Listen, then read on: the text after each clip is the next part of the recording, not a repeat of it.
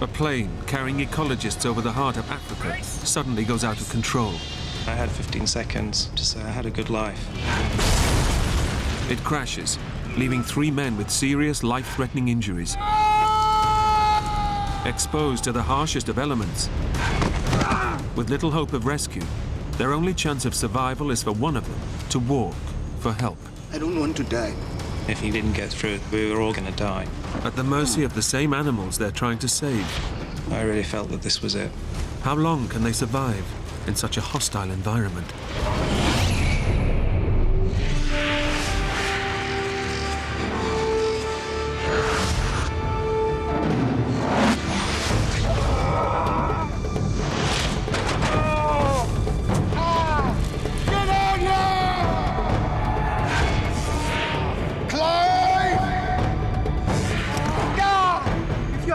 Can you hear me?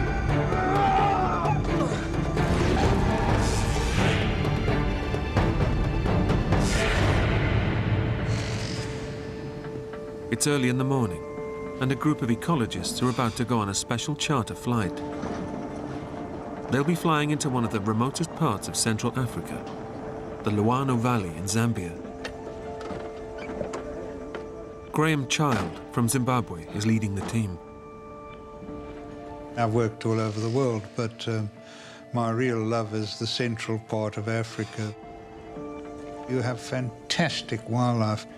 Clive English has flown over from the UK, especially to work with Graham.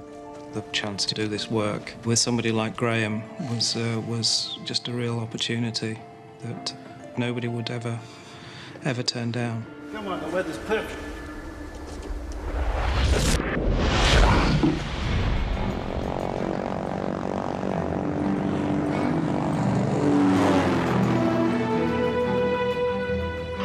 Tower, this is Romeo Delta. It's great. Lovely morning, sun in our eyes, and we're off. The team has hired pilot Adam Pope, who knows the region well. It is very spectacular. It's very remote and kind of pristine wilderness. Everyone was quite buzzed up. I don't think Mumba was quite so keen. He'd never flown an airplane before. Zambian Mumba Chikungu is here to provide the men with local knowledge. You okay? Yes.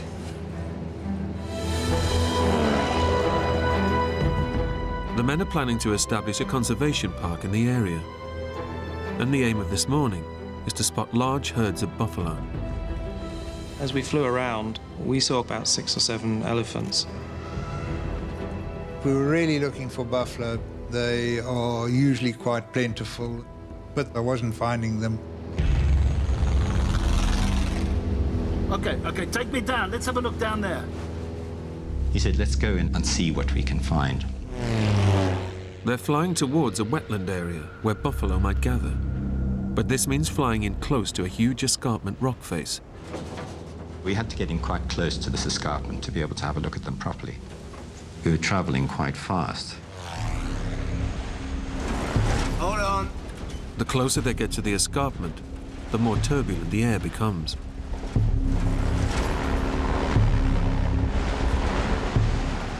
I noticed that the airplane seemed to be descending. Then suddenly, the air sucks the plane downwards.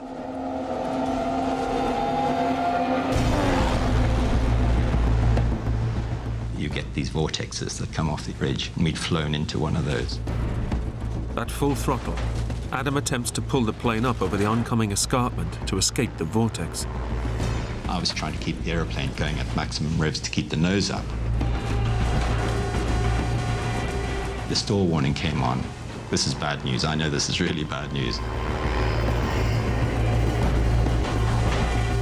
We were in serious trouble. It seemed like we were not going to get over the top.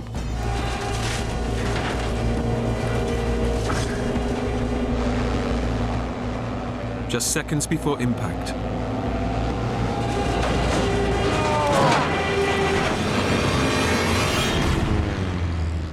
Adam manages to bank the plane. I managed to get the wings level, but we were going down. Going in! We're going in! What happened is that we just lost it. We're going in! Brace! Brace! I had about 10 or 15 seconds to say I had a good life. Brace!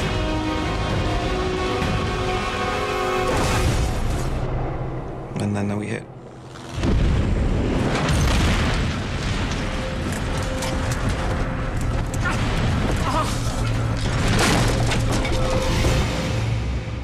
The plane is shattered on impact.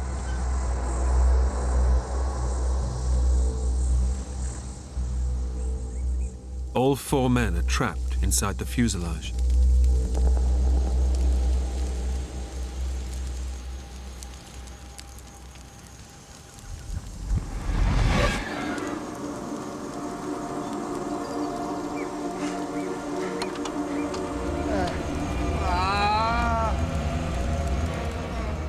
I woke up, and the first thing I knew one had to do with these situations is get out of the aeroplane.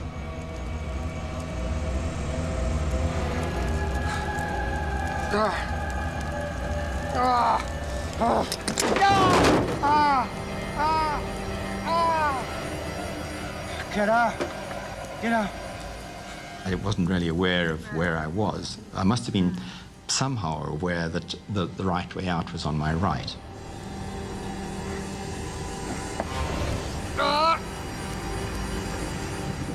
Pilot Adam struggles to free himself from the wreckage. He's in for a shock. I landed on the wing, but then, there was this huge pain. Shoots through your whole body like an electric shock. And I immediately knew I'd broken my back. Adam has escaped the burning fuselage, but he's now helpless on the wing, where the fuel for the plane is stored. Fire! As fuel leaks closer to the flames, We still had a significant amount of fuel on board, and I was lying on it. the smallest drop could ignite the fuel tank, turning the plane and all 4 men into a fireball. Fire! Get out! Get out! Mumba scrambles clear, but Clive is still inside the wreckage. I remember waking up. First thing I saw was Adam lying on the wing. I smelled aviation fuel. I thought I had to get out of here. Get out! Get out now! It was hot and it was horrible, and there was just carnage everywhere. There was a very steep slope, and I just rolled down the hill.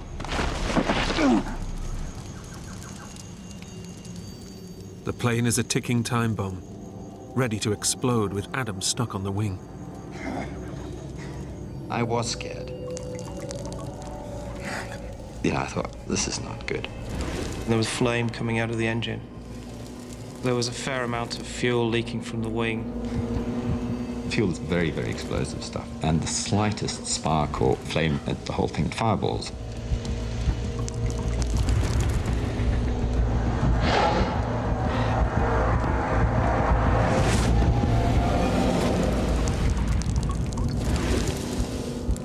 The slightest contact and the whole thing will blow. And there was nothing I could do about it.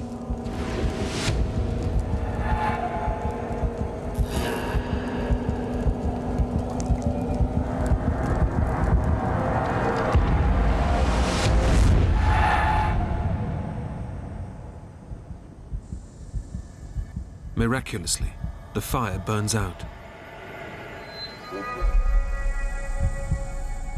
The most immediate danger is over.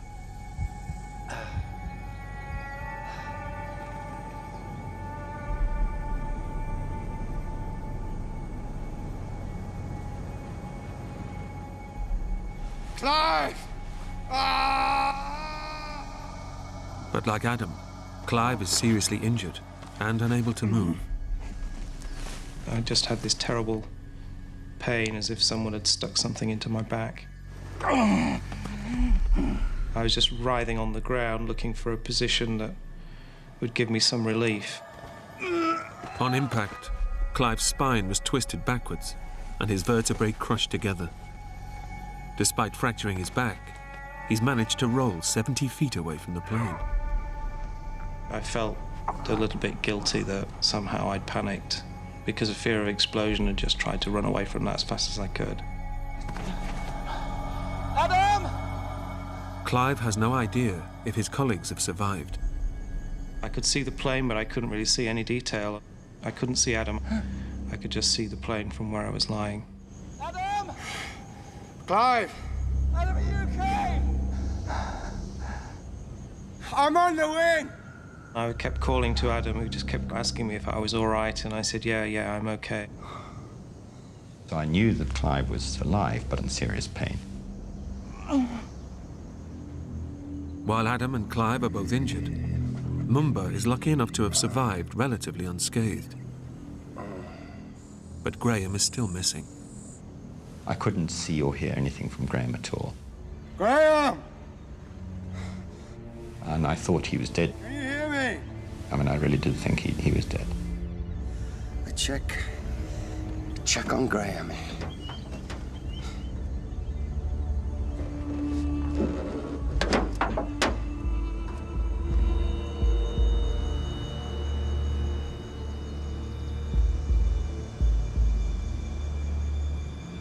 Mumba, is he okay?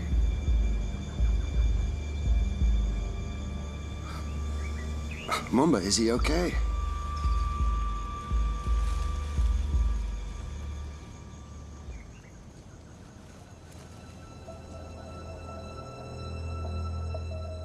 Graham has taken the full impact of the crash.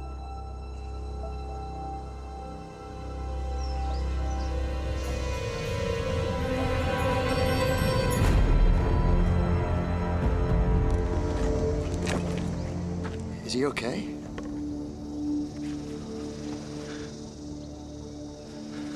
It's his foot. His foot is hanging off. But he's alive? Yes, he's breathing. So that was a huge relief. Graham is the most severely injured of them all. In shock, he doesn't grasp the full horror of what has happened. I knew my back was damaged and I knew my feet were damaged, but I didn't realize how bad.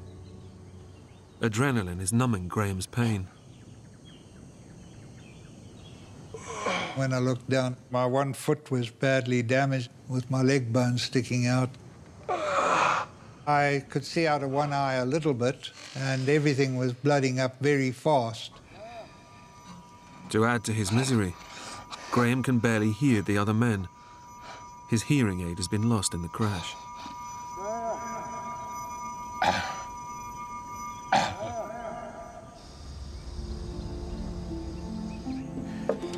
Are you hurt bad? I'm afraid I can't feel my legs.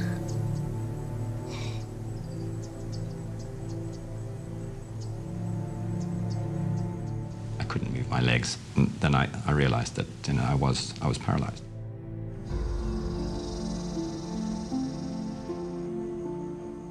You're lying there. You're the pilot. You are responsible. These guys are your responsibility. And I was thinking, Graham is in dire straits. He needs help.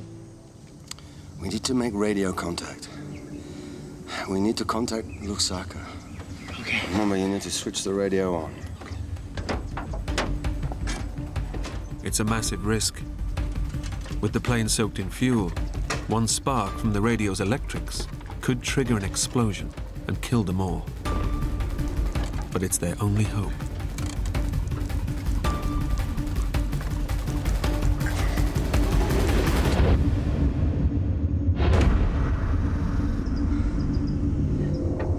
So we turned the radio on, and you can hear a click.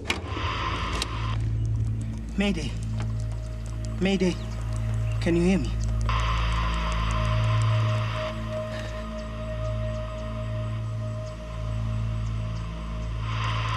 Mayday. Mayday. Can you hear me?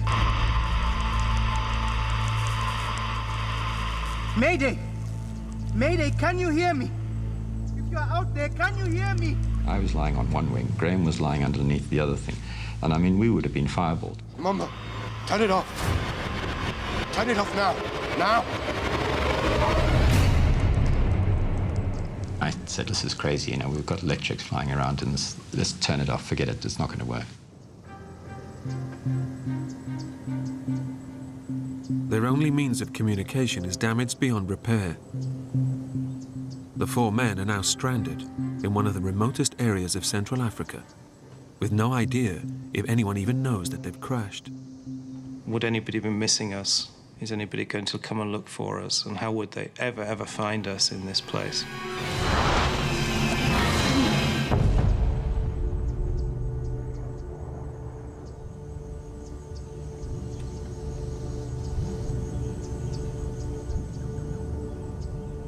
They now face a new danger.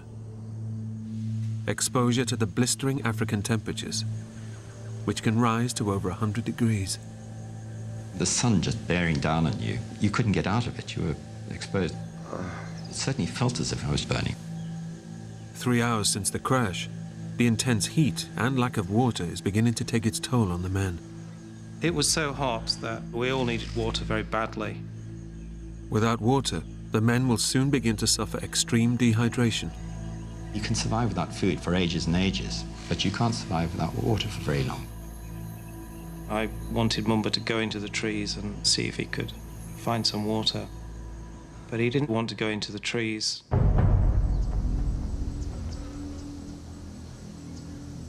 You need to find water, okay?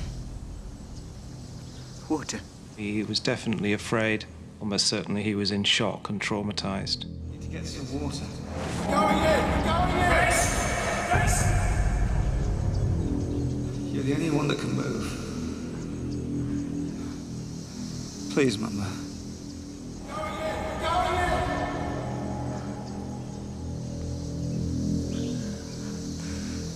Okay. To find water, Mumba must venture alone into the bush. But he knows it's also home to dangerous predators. He definitely had a strong fear of wild animals, and we were in a game management area where there was a lot of game.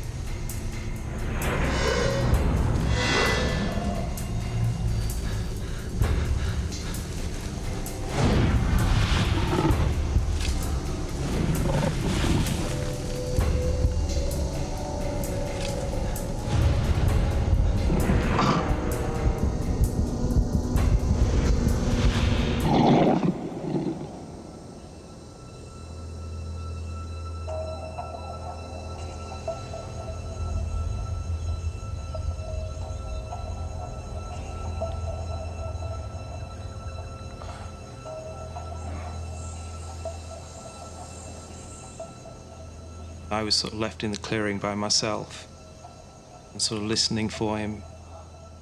I was concerned for his welfare.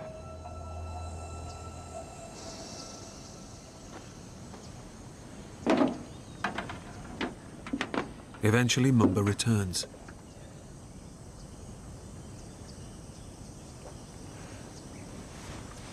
I've managed to find a stream. Excellent, Mumba. Well done. When Mumba came back and said, look, I've managed to find some water, then that was fantastic.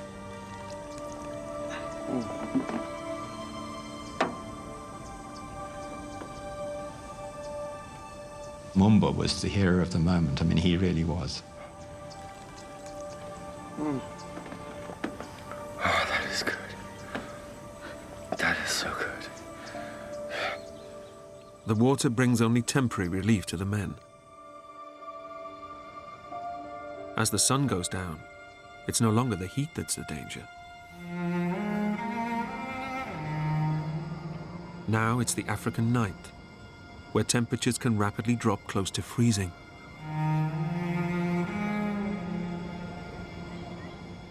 Since they'd originally planned to be back by lunch, the men are dressed only in light clothing and are now at serious risk of hypothermia. The problem with us was that we were completely exposed to the sky. It was quite cold. Graham was a constant source of concern. He was older, and he had this horrific broken leg. I wasn't sure whether my foot was savable or not.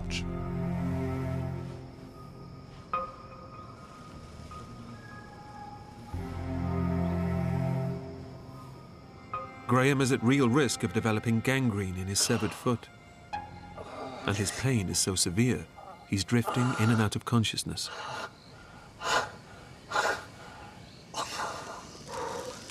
Mumba lights a fire, but at a safe distance from the fuel-soaked plane. It brings no comfort to Graham or Adam.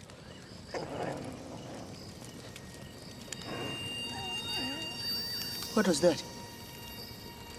There were animals around.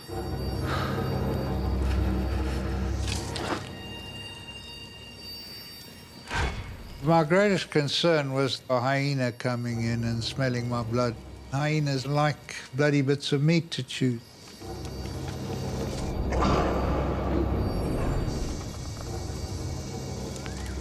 There were quite a lot of noises.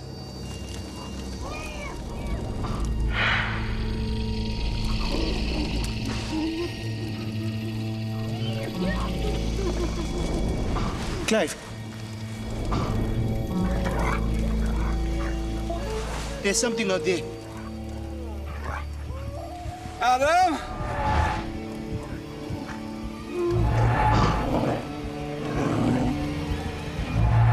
Adam!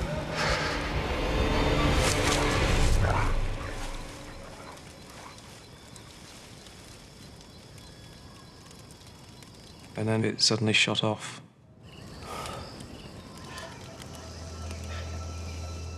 It was a long night. Adam knows that the threat of animals and the brutal temperatures mean the men will not survive for long. I did feel guilt. I was a pilot, and as a pilot, you are ultimately responsible for the safety of all your passengers. He must come up with a plan. I was thinking somehow you've got to get them out of here alive. Mumba, the chances of us being found are very, very remote. No one's coming, no one knows we're here. We need you to go and find help. I said, look, you know, the survival of a lot of people depends on this. But Adam... Please, Mumba. We need help. It was our question of trying to reassure him that within him he had the ability to go and do this thing, and that he wasn't going to be eaten by a lion or trampled by an elephant. It's too dangerous. There are animals out there, wild animals. Mumba, you have to go. Mumba faces a stark choice: to search for help alone in the dangerous African wilderness, or stay with his colleagues and watch them slowly die.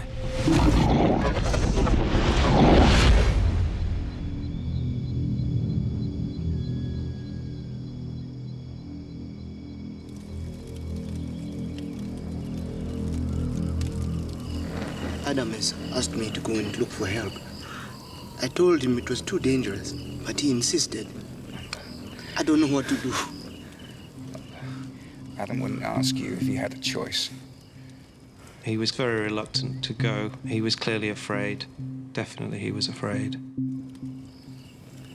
I don't want to die. You have to be strong. I said to him, if you don't go, then you'll probably be left sitting here with 3 dead people. If you go, we have a chance.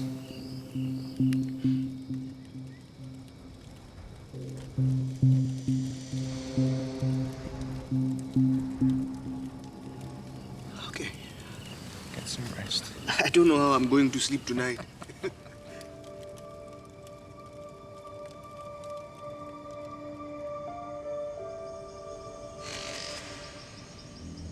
It's dawn. The time has come for Mumba to leave. But he has one vital task to complete before he can go.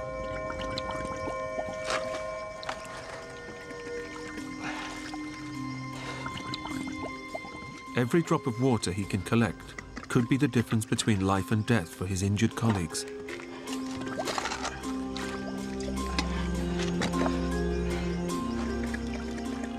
We had no radio. There was no other way we could get out. Mumba was really our only hope of getting any salvation.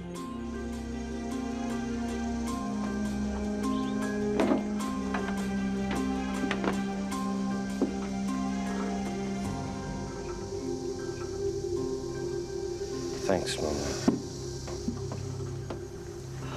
I'm going now.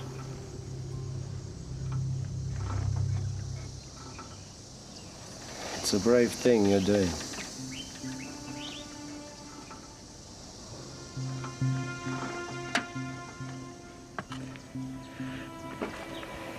Good luck, man.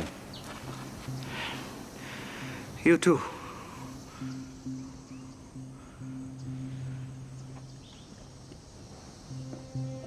I wasn't at all sure that he was going to have enough courage to go through with it. I thought that he'd come back again and say that, you know, he just couldn't. Slowly but surely, he sort of moved out of the clearing and disappeared into the trees.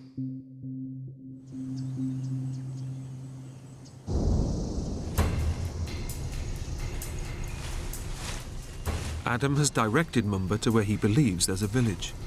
I thought that if he just followed that stream, he'd find habitation, that there'd be people there. If Adam is right, Mumba may be able to reach help in a matter of hours.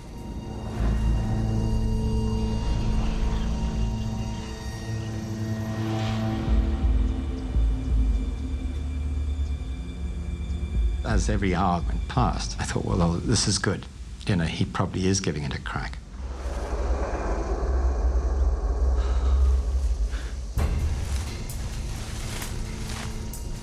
But Mumba is unaware that he's actually heading in the wrong direction, deeper into the African bush and further away from the village.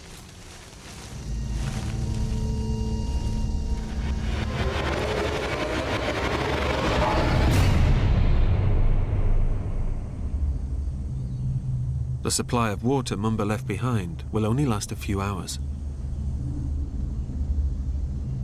Once it runs out, they'll have no means of collecting any more.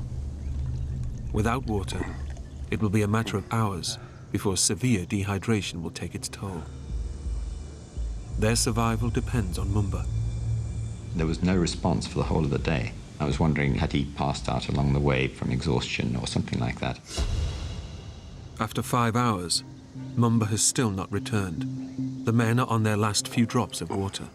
You know, your lips are cracked and sore, and your tongue tends to thicken. Water was absolutely fundamental to our survival. In these conditions, a healthy person will die within 3 days from dehydration. But having experienced extreme physical trauma, the weakened men are even more vulnerable. It's now only a matter of time before they'll die in the unforgiving African sun. Well, with Mumba gone, I realized I would have to try and find where the water was. I would have to find a way to move. But with fractured vertebrae, Clive has been unable to move since the crash. I really didn't know how I was going to do that.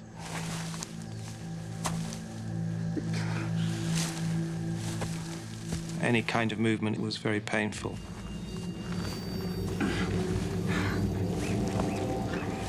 I started to wriggle along the ground and just sort of pushed my way through the vegetation, literally. That was extremely painful.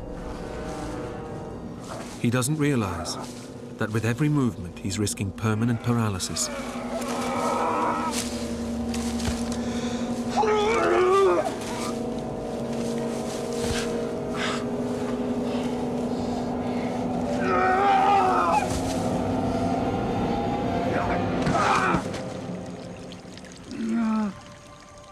Suddenly, I could hear trickling water. I found a cool, clear spring of absolutely crystal clear water.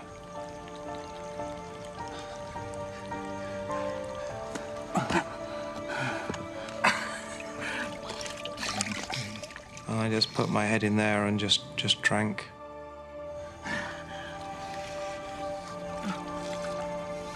It was absolutely magical.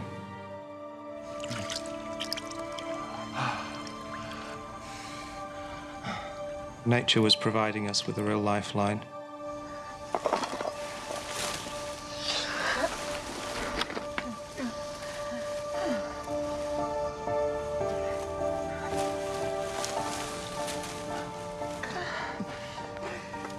Clive finally reaches Graham. It's the first time he's seen him since the crash, and he's shocked by what he sees. So that was a pretty emotional moment, actually, to see that he was grinning, you know. How's it looking? He clearly had concern for losing his leg. But it was shocking to see his leg in that condition.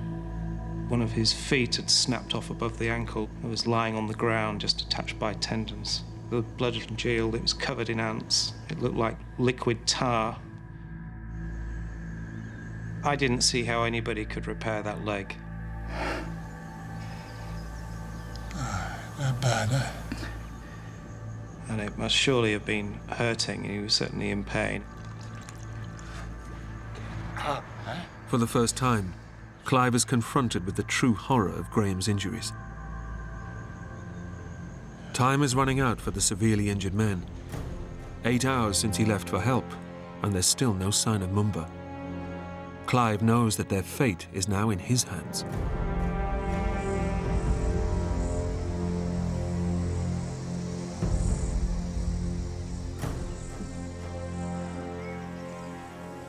I don't think Mumba made it, yeah. Doesn't look that way. He'll be back by now. I knew that there was every chance that Mumba might not have got through.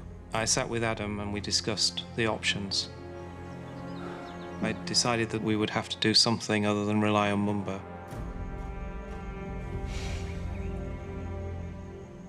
I could see a ridge, but if I could get up there, I felt I would be able to see what was below us, and maybe if there are any villages. If Clive can see a village close enough, he could attempt to reach it, despite his fractured back. I grabbed a pole and then tried to stand.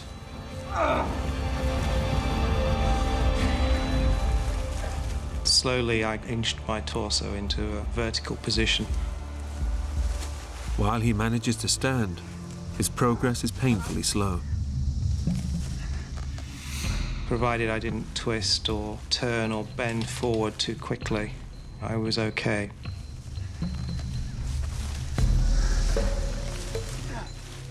Climbing that hill was just really very, very difficult.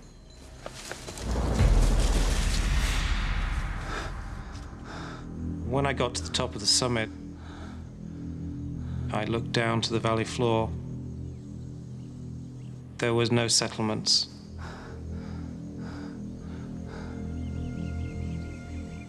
There was absolutely nothing. And a very steep descent to the valley floor, which would have made it extremely difficult to even get down there, let alone across it and find people.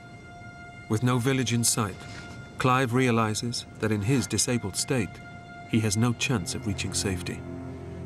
As I stood on the ridge, I just suddenly was aware that I'd put a silver survival blanket in my top shirt pocket and thought this is a good place to put it. But it wasn't a logical decision. It wasn't something that I thought through, I just did it. I thought, well, somebody would possibly see it. It would increase our chances of being spotted. 36 hours since the crash, and time is running out. The condition of Clive's colleagues is worsening as they face another bitterly cold night. Adam had physically deteriorated throughout that day. He was very weak. It was a very cold night, and he just seemed to go into uncontrollable shivers. Adam doesn't know it, but he's now developed pneumonia. His lungs are inflamed and filling with fluid. Without urgent medical care, his lungs could collapse, and then he will slowly die. I was really concerned that he wouldn't last very long. Watching him shivering like that was very tough. As Adam weakens, Graham is fighting his own battle for survival. By then I was beginning to smell a bit because I was beginning to go bad. What Graham can smell is infection, spreading rapidly through his severed foot. The open wound and exposed tendons are deteriorating with every hour that passes. I looked down and there were 3 or 4 big black ants chewing away at the bits of meat and tendon and whatnot on the end of my leg.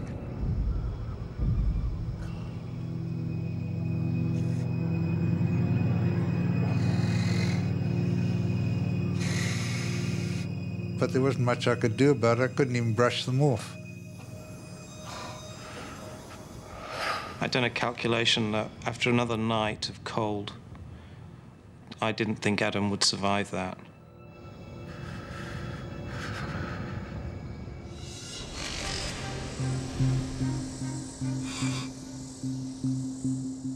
Graham Child is struggling to stay conscious despite the pain from his severed leg. Pilot Adam Pope is suffering from chronic pneumonia. Adam was beginning to get a lot weaker. I was beginning to lift his head to assist him with drinking water. It was quite distressing to see him deteriorating the way he was. I was really concerned that with the heat of the day, he would really suffer yet again. Clive makes a desperate decision. He will attempt to reach safety despite his fractured back. He has no idea whether he's even capable of making it. I wasn't really sure whether I could do it, but I was absolute agreement that I would rather try to do something like that than just sit there and watch these 2 guys slowly deteriorate. I'd sort of thought about it, but I kind of wanted it to be their idea because leaving them in the plane and walking away from the plane was almost breaking every rule in the book. But I couldn't see any other way, and as it turned out, neither could they. We'll be waiting for you here. It was quite an emotional moment.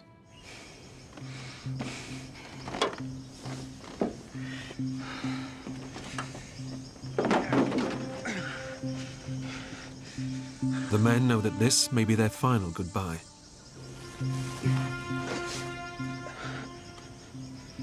I'll see you soon, Adam. All I remember was looking back at the plane. No one there to get them water. No one there to help them with anything they may need. They were just going to lie there, and if I didn't get through, they were just going to die.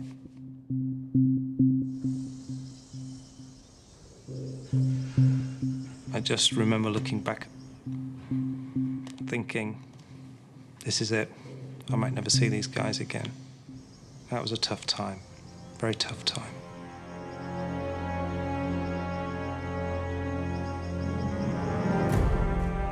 It's a massive gamble. Clive is not sure which direction will even lead him towards a village, or how far he will get in the dense African terrain.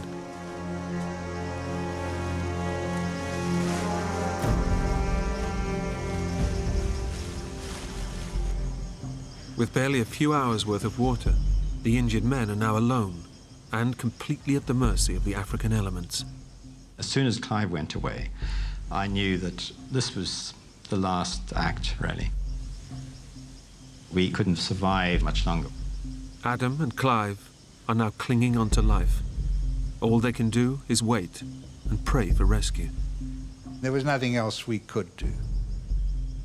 I don't know that we even communicated with each other. We might have shouted to each other once or twice during the day. But that took energy. We were both completely vulnerable. We were on our own. We couldn't move. We couldn't do anything. We couldn't collect water.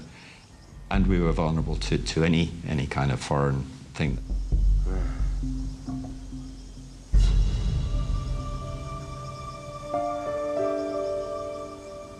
My thought process were on my parents and my brothers to a certain extent, thinking this is not good for them, that, you know, that they must be suffering enormously because of this.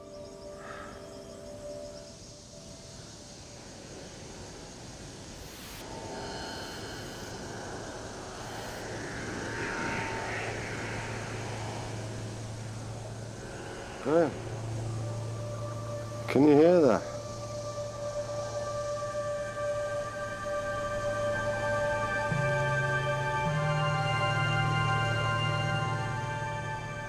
Suddenly, this airplane flew out over the top of us, quite high. And it flew out a little distance beyond us. A search plane is scouring the area. But Adam and Graham know that their plane is obscured by dense vegetation.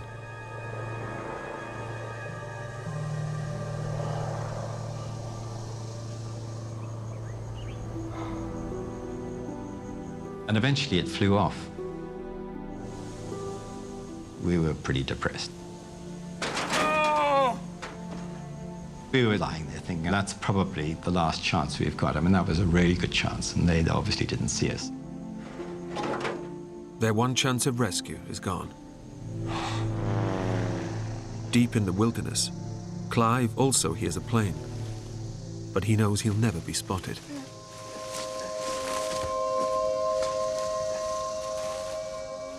I walked for the whole day through different kinds of vegetation, crossing gullies. At the top of every ridge, you were convinced that at some point you'd get to the top and you look down and there would be the village that you were waiting for.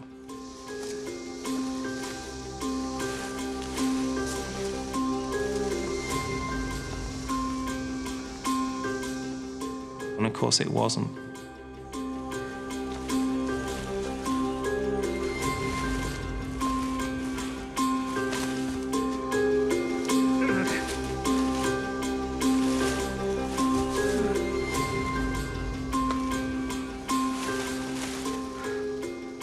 I began to get more frantic that the next ridge had to be finally the one I was looking for.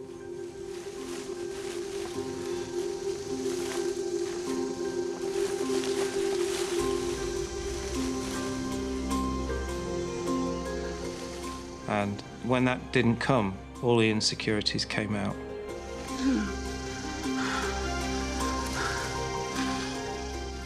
Am I in the right place? Have I gone the wrong way? I just thought, I failed. I haven't got through. Clive's last ounce of strength deserts him. He can go on no further.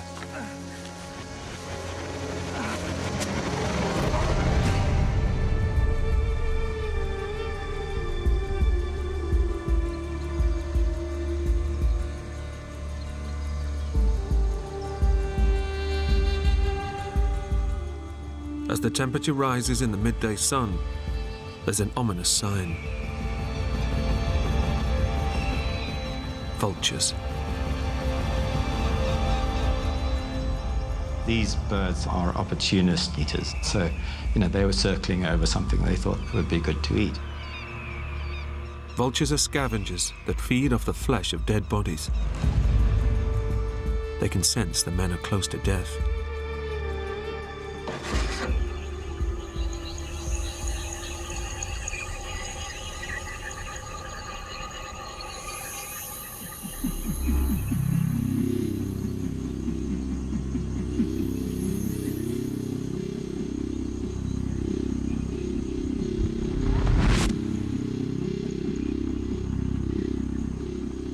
Hear something in the distance.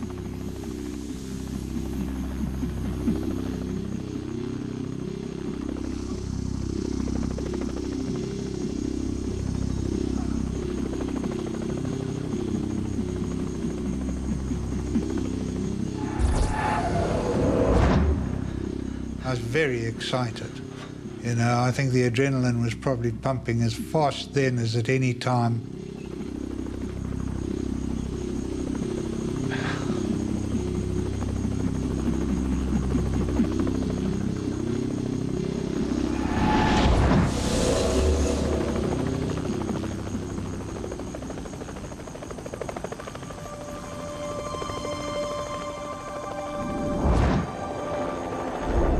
And this helicopter comes flying in from our left.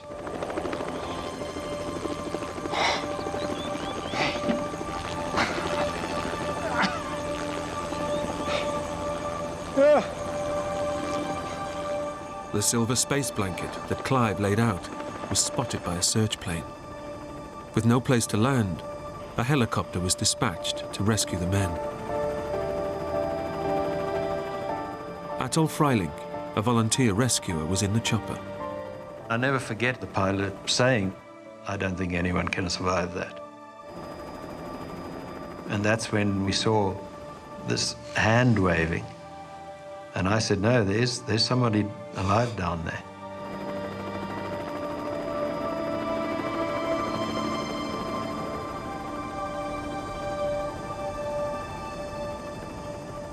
And I said, oh, this is fantastic. The whole surge of positive emotion that goes through you just seeing the helicopter. And a weight went off my shoulders there. God, this is, it was just amazing. It was just a question now of time, and they'd lift me out.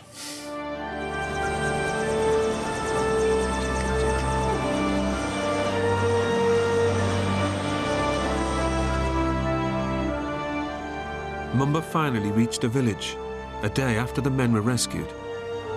He later died of an unrelated illness. Completely unaware of the rescue, Clive English spent a night alone in the bush before he was finally rescued. He made a full recovery. Graham Child underwent emergency surgery on his foot.